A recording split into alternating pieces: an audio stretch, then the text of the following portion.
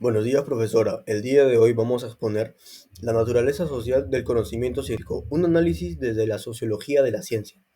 Nosotros somos el grupo 4. El curso es de realidad nacional y mundial. Los integrantes son los que ven en pantalla. Acá vemos el índice. Para comenzar es importante entender que la relación entre ciencia y sociedad no es nueva. Desde inicios del siglo XX, varios sociólogos han cuestionado esta idea tradicional de que la ciencia es totalmente objetiva, racional y separada completamente del contexto social. Hoy sabemos que la ciencia no surge del aislamiento. Los científicos trabajan dentro de instituciones de valores sociales y de ciertos intereses que influyen en lo que se investiga y en cómo se interpreta este conocimiento. Por eso decimos que la ciencia es parte de dinámicas colectivas y sociales. Esta idea se demuestra claramente en el texto de Barnes y sus compañeros, publicado en 1972 llamado Los conceptos científicos y la naturaleza de la sociedad. El texto plantea que los conceptos científicos reflejan las estructuras y valores predominantes de la sociedad, o sea, que no son neutros, sino que reflejan valores y prioridades de la sociedad donde se producen. El objetivo de este enfoque es analizar la dimensión social del conocimiento científico, mostrando cómo las creencias, prácticas y criterios de objetividad se forman en contextos culturales y políticos. Comprender esa relación permite replantear el rol de la ciencia y promover un conocimiento ético y socialmente responsable. Un ejemplo claro de cómo la sociedad y el contexto actual influye en la creación de conocimiento científico es que en los años de guerra, por ejemplo, se producían investigaciones sobre energía nuclear, pero actualmente, al haber un cambio social más responsable y ético, ahora se produce ciencia sobre energía renovable. Eso sería todo. Soy el expositor Renzo Cubas. Le doy paso a mi siguiente compañero para que explique los antecedentes.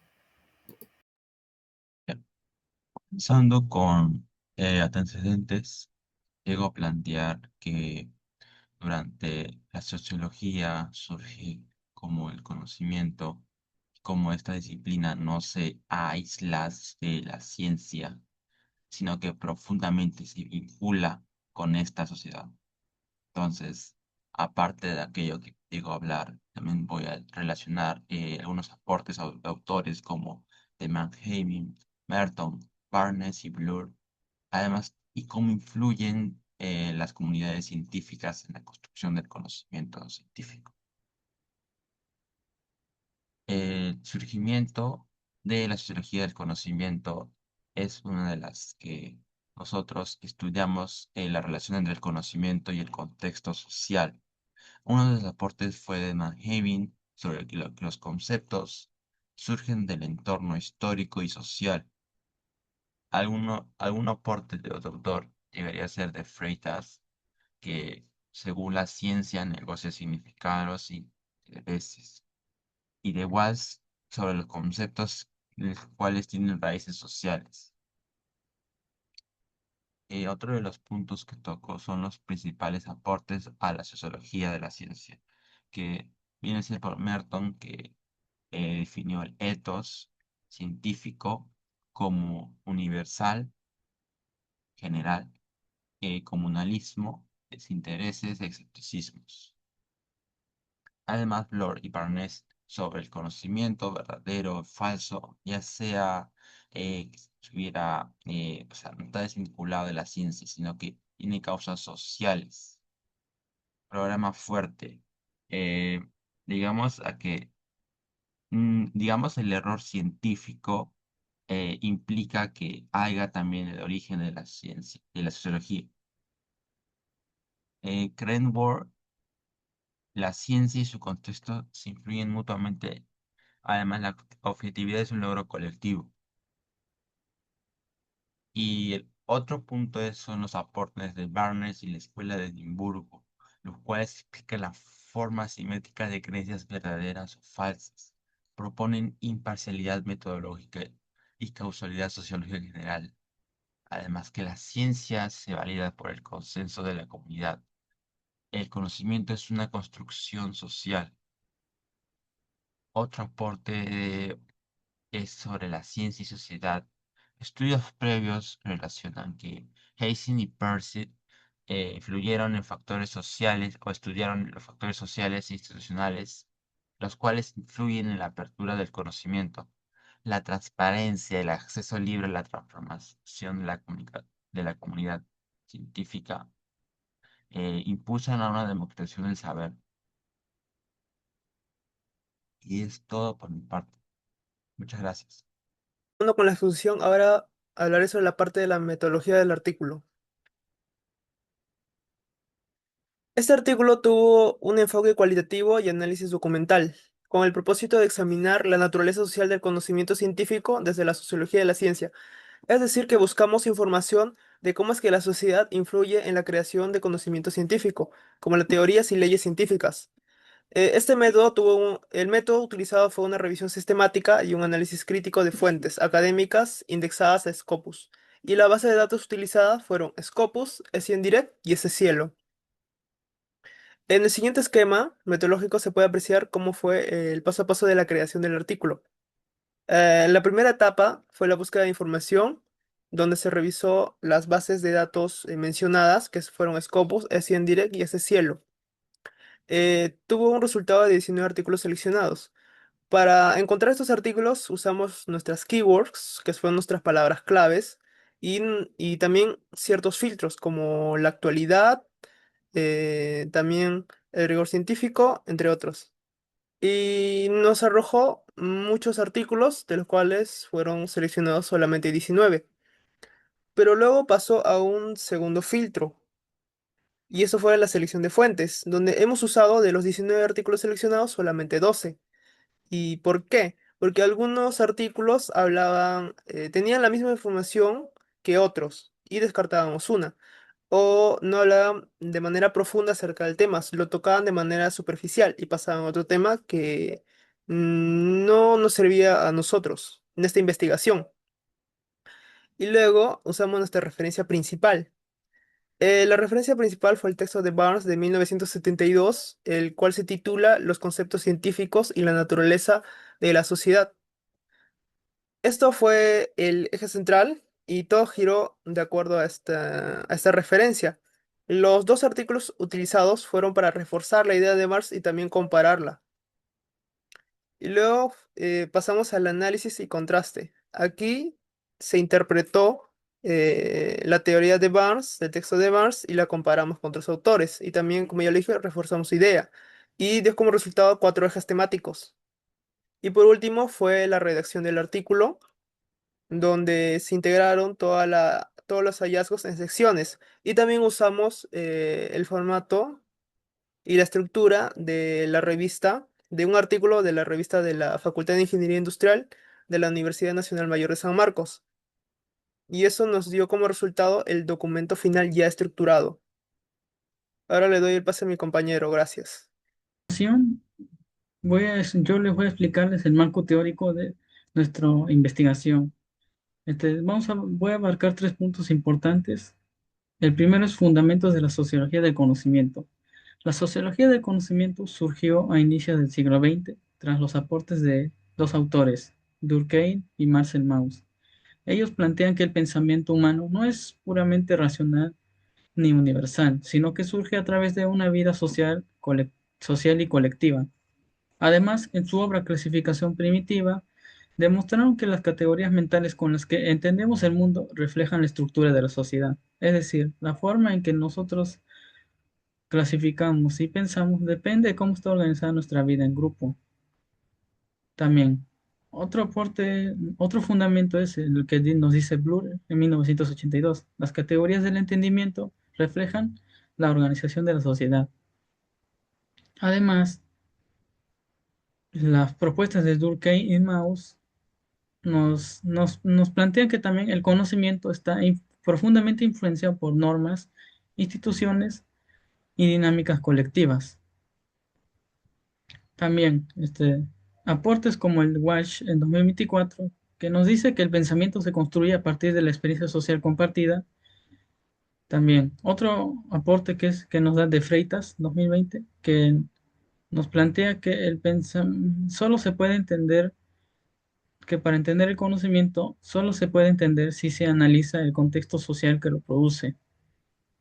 Además, también nos dice cómo la sociología del conocimiento revela cómo las ideas emergen en contextos históricos específicos. Matt Weir, en 2024, señala que la sociología del conocimiento se formalizó para analizar cómo el el poder del conocimiento valida los saberes. También, esta teoría explica cómo la sociedad se produce, transmite y legitima el conocimiento cultural. Ya. El siguiente punto que voy a explicarles es el de la sociología de la ciencia y el enfoque de Bayes. En un inicio, la sociología de la ciencia, representada por Robert Merton, planteaba que la ciencia era una institución autónoma guiada por valores, normas, valores éticos y normas que garantizaban su objetividad. En cambio, Bayes propone que la ciencia propone una visión diferente, que la ciencia es un fenómeno social el cual está influenciado por intereses y prácticas sociales.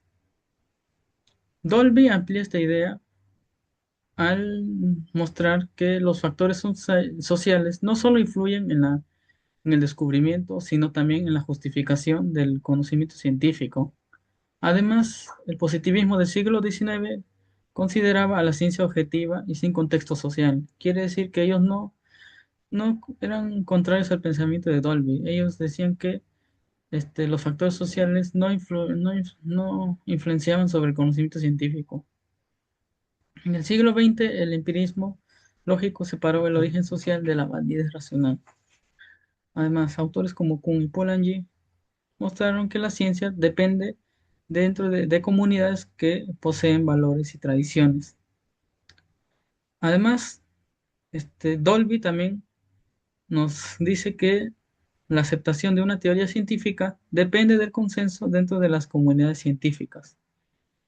Además, también dice que la ciencia no avanza de manera aislada, sino en un contexto donde existen jerarquías académicas, valores profesionales e instituciones que nos muestran qué teorías se legitiman.